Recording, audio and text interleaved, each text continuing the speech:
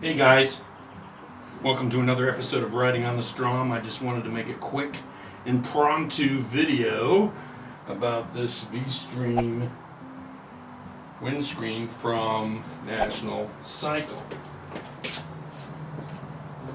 The MT10 keeps poking me in the back.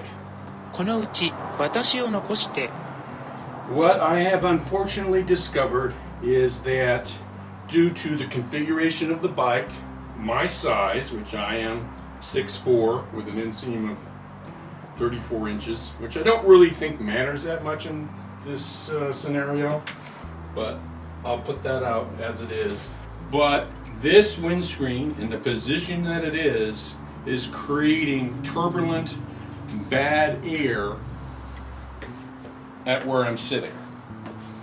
So right here, there's a nice bubble of clean, calm air right here. And the other day I was riding and just putting my hands all over the place trying to find the sweet spots. And it's really, the bad air is definitely back on the rear seat, but it starts right where I'm sitting. And I have gone on some long rides, and which include a lot of freeway miles to get to where I want to go, and in a sense get lost. But I went down south to Topanga Canyon direction on the freeway. There were strong headwinds, there was strong crosswinds, and what have you. There was such a strong turbulence and such strong wind noise in the helmet, I didn't know what was going on. I just assumed I'd throw this on here and everything would be great, like I did on my vstrom 1000. However, the difference between the 650 and the 1000 is that you can adjust the windscreen fore and aft on the 1000. And on the 1000, I always had it at the most slanted position towards me. And I got a nice, clean pocket of air.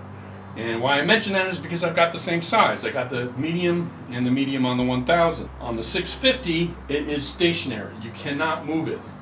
And from looking at it, it is pretty upright compared to the slanted position I had on my 1000.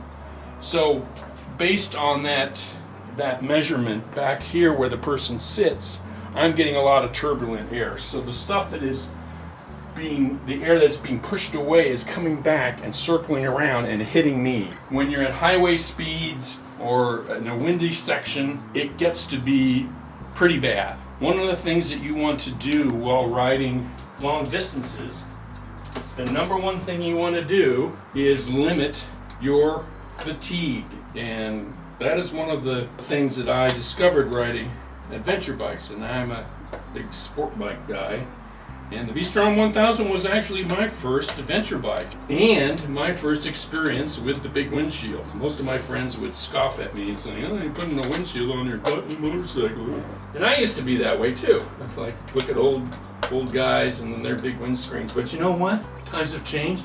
I'm now that old guy, and I get to use a big windscreen. And I was amazed what the impact was on my V-Strom 1000. The medium V-Stream screen on there, it was great. I have never in my life experienced not having to brace myself against the wind by holding on to the handlebars. All the wind that was hitting me at the body was gone. It was just clean air. It was beautiful. With this on here, and what I'm talking about, bad air and turbulence, is that it's not necessarily buffeting, although there is a little bit of that.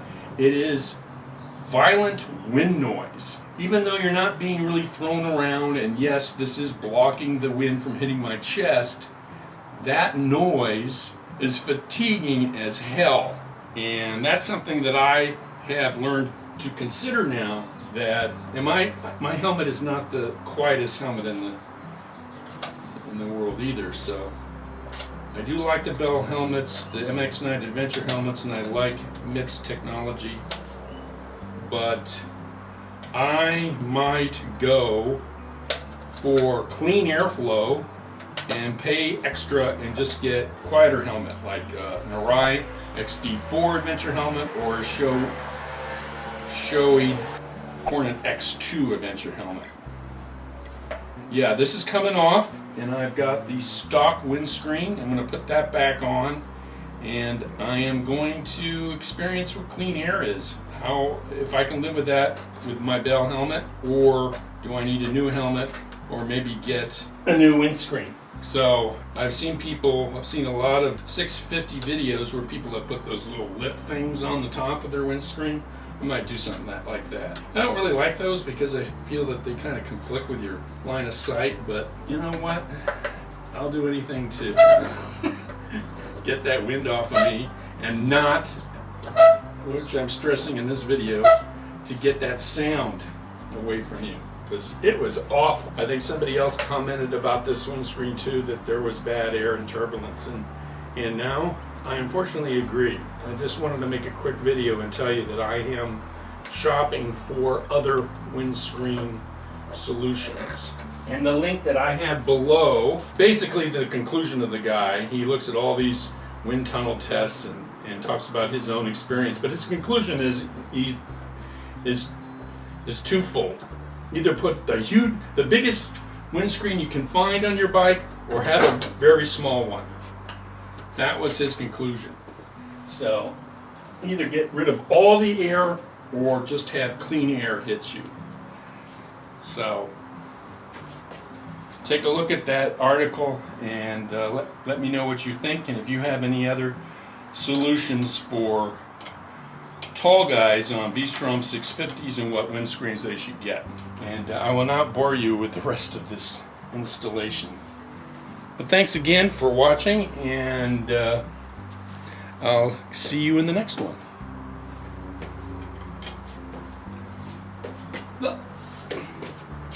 Stop poking me!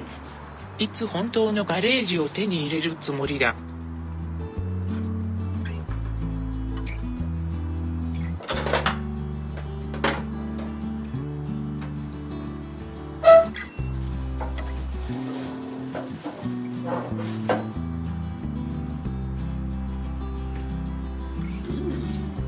Why don't we just do this?